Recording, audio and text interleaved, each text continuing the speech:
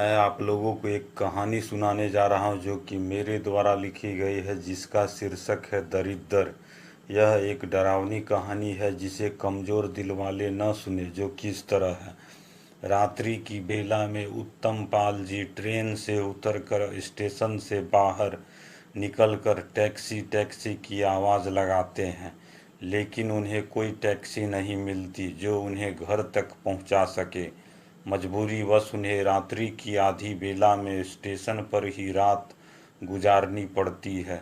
सुबह की बेला में घर पहुंचते ही पसीने से लथपथ उदास सा चेहरा लिए अपने घर में गुस्से भरे शब्दों में कह डालते हैं, डॉक्टरी तो अब व्यापार बनकर रह गई है। वर्तमान समय में डॉक्टरी अब किसी को नहीं आती। उपलब्ध संसाधन में ही जो रोगी का सही इलाज कर सके वही सही अर्थ में डॉक्टर है। उत्तम पाल जी ऐसा इसलिए कह रहे थे क्योंकि वो अपने इकलौते पुत्र मानस की बीमारी से चिंतित थे। वो दिन ब दिन दुबला पतला होता जा रहा था, जिसे देखकर सभी हैरत में पड़ जाते थे। डॉक्टर समझ नहीं पा रहे थे आखिर ऐसी कौन सी बीमारी है। डॉक्टरों के चक्कर में उत्तम पाल जी ने लाखों रुपये बर्बाद कर चुके थे। इलाज के सिलसिले में उन्हें एक शहर से दूसरे शहर जाना पड़ता था। उत्तम पाल जी का पुत्र मोह ऐसा था कि वह चाहते थे कि अपने जीते जीते जी अपने पुत्र और आगे के 2-4 पीढ़ी के लिए कुछ ऐसा कर जाऊं कि उन्हें कमाने धमाने के लिए एड़ी चोटी एक न करना पड़े।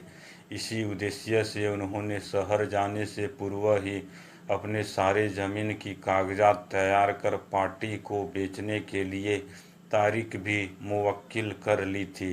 अमुक तारीख के आते ही अपने 12 बीघे के ज़मीन को बेचकर सस्ते दामों की ज़मीन खरीदकर उसे 30 बीघा बना डालते हैं। फिर भी उत्तम पाल जी को उतनी ज़मीन से संतुष्टि नहीं मिलती है। जब उनके परम मित्र ने एक बार उन्हें भूतहा गाछी के 100 बीघे ज़मीन की बात कही तो उत्तम पाल जी उसे खरीदने को आतुर हो गए। इसलिए वह फिर सारे ज़मीन की कागजात झटपट तैयार कर उसे बेच डाली और भूतहा गाछी की 100 बीघा ज़मीन खरीद डाली।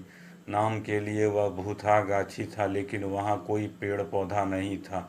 कुछ लोगों ने उत्तम पाल जी को वहाँ की अजीब हरकतों की बातों से अवगत कराया, लेकिन उत्तम पाल जी ऐसी बातों को बकवास माना करते।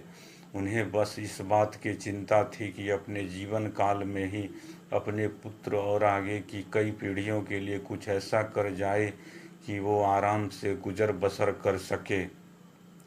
जब इन बातों से छुटकारा मिलता तो वो अपने पुत्र मानस की दुबलेपन की चिंता से ग्रस्त हो जाते। कुछ ही समयों में ही उत्तम पाल जी ने भूतहा गाछी में एक विशालकाय महल बना डाला और सारी जमीन की चहरदीवारी कर डाली और सब सपरिवार रहने लगे।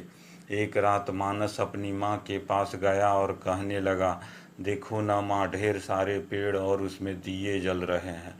जब माँ ने देखा तो कुछ भी नहीं था। माँ ने वहम कहकर बात को टाल दी। इसी तरह मानस रोज रोज कहने लगा, देखो ना माँ, कुछ लोग नाच रहे हैं। देखो ना माँ, कुछ लोग रो रहे हैं। देखो ना माँ, वहाँ शादी हो रही है। मानस की ऐसी हरकतों को देखकर उसकी माँ में भी डर भाव पैदा होने लगी। जब यह सब बात उत्तम पाल जी को बताया गया तो फिजूल की बातें कह टाल दिया करते। एक रात जब मानस सोया था तो उसके पास एक बूढ़ी औरत आई और उसे पुचकारने लगी, दुलारने लगी और ढेर सारी बातें कह उसका हमदर्द बन गई और रोज उसे काजू किशमिश छहोड़ा आदि खिलाया करती और उसे सुला दिया करती और साथ में यह भी कहा करती, अगर यह सब बात किसी से कही तो मैं तुम्हें मार डालूंगी। रातों को हर रोज आना बूढ़ी की दिनचर्या बन गई थी। डर से दुबका मानस यह बात किसी से न कहता। कुछ ही महीने में मानस मोटा होने लगा, जिसे देखकर उत्तम पाल जी घर को शुभ फलदायक मानने लगे और उन्हें लगने लगा उनका बेटा ठीक हो रहा है। लेकिन आगे के और कुछ महीनों में मानस का शरीर इतना विशालकाय हो गया कि घर वाले चिंतित होने लगे। डॉक्टरों का तांता लग गया, लेकिन उसका सही उपचार नहीं हो पा रहा था। कुछ दिनों बाद मानस का पेट इतना फूल गया कि घर वालों को डर लगने लगा कि कहीं उसका पेट न फट जाए। मानस का जन्मदिन आने में कुछ ही दिन बाकी थे। मानस ने मन बना लिया था, सभी लोगों के सामने सच कह ही डालूंगा।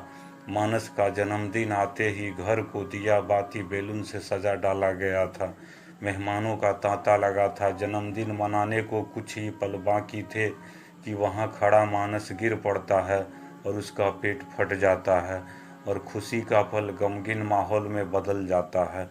यह कहानी हमें यही प्रेरणा देती है कि हमें ऐसी जगहों का जोखिम नहीं लेना चाहिए जहाँ कोई खतरा बनता हो।